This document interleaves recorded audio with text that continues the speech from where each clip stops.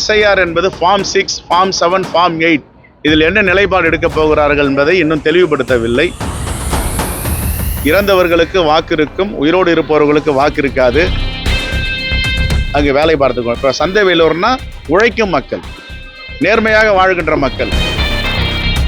வம்பு பண்ணுறது, மக்கள் சொல்கிறத காதில் வாங்காமல் போகிறது, இதெல்லாம் மக்கள் ஆட்சி கிடையாது. SIR தேவையில்லாதது, இது தேவையற்றது தமிழ்நாட்டிற்கு.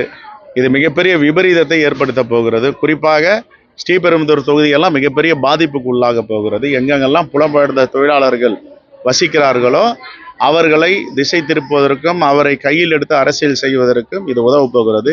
இறந்தவர்களுக்கு வாக்கு இருக்கும், உயிரோடு இருப்பவர்களுக்கு வாக்கு இருக்காது. 60 சதுர அடியில் 600 பேருக்கு வாக்கு சேகரிப்பார்கள். இதுதான் SIR. SIR என்பது ஃபார்ம் 6, ஃபார்ம் 7, ஃபார்ம் 8 இதில் என்ன நிலைப்பாடு எடுக்கப் போகிறார்கள் என்பதை இன்னும் தெளிவுபடுத்தவில்லை.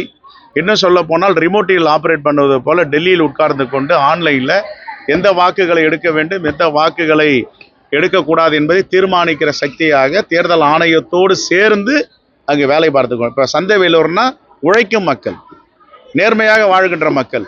இவங்க யார் யாரெல்லாம் யாருக்கு வாக்களிப்பாங்கன்னு அவங்களுக்கு தெரியும். அவங்களுக்கு எதிராக வாக்களிக்கிறவங்களுடைய வாக்கெல்லாம் எடுத்துருவாங்க. இதான் பீகாரில் நடந்தது, இதான் மகாராஷ்டிராவில் நடந்தது, இதான் ஹரியானாவில் நடந்தது, இதான் டெல்லியில் நடந்தது, கர்நாடகாவில் மகாதேவபுர் பாராளுமன்றத்தில் இதான் நடந்துச்சு.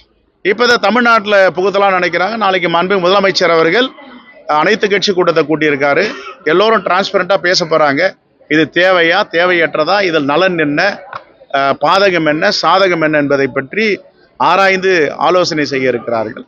அதற்கு பிறகு நாங்கள் அதிமுக, பாட்டாளி கட்சி, எதிர்கட்சிகள்லாம் ரொம்ப பலவீனமாயிட்டு இருக்காங்க. இப்போ ஆளுங்கட்சி, இப்போ நீங்களாம் கூட்டணி இருக்கீங்க, எப்படி வெற்றி வாய்ப்பு இருக்கு? எத்தனை தொகுதி நம்ம வர 2026 நாங்கள் சொல்லலை. கருத்து கணிப்புகளும் நடுநிலை ஆறுகளும் 45 விழுக்காடுக்கு மேல் இந்தியா கூட்டணிக்கு வாக்கு இருக்கிறது, திமுக தலைமையில் இருக்க கூட்டணிக்கு என்று எல்லோரும் சொல்லுகிறார்கள்.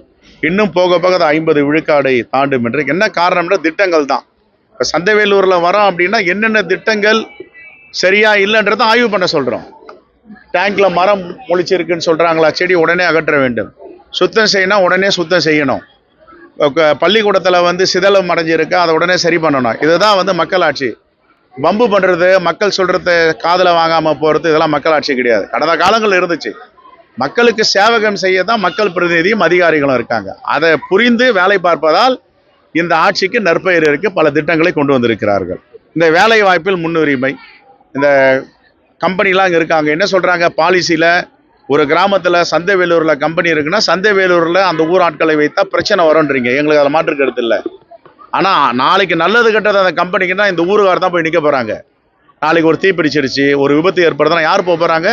இந்த ஊரில் இருக்கிறவங்க தான் போய் காப்பாற்ற போகிறாங்க. கம்பெனி உரிமையாளரையும் காப்பாற்ற போகிறாங்க, கம்பெனி உள்ள நிர்வாகியும் காப்பாற்ற போகிறாங்க, அந்த கம்பெனியும் காப்பாற்ற போகிறாங்க. ஒரு வேலை பாலிசி மேட்டர் அப்படி இருந்தால் பக்கத்து கிராமத்தில் இருக்கிறவங்களுக்கு வேலை வாய்ப்பு, இங்கேயும் இங்கே உள்ளவங்களுக்கு பக்கத்து கிராமத்துலேயும் வேலை வாய்ப்பு கொடுக்கணும். ஆனால் இன்றைக்கி சொல்கிறாங்க 500 இளைஞர்கிட்ட வேலை வாய்ப்பு இங்கே இல்லாமல் இருக்குன்றாங்க. இதை சீர்தூக்கி பார்த்து பரிசீலனை செய்து இந்த வேலை வாய்ப்பை அவர்களுக்கு கொடுக்கணும். செய்திகளை உடனுக்குடனும் துல்லியமாகவும் தெரிந்து கொள்ள சப்ஸ்கிரைப் பண்ணுங்க.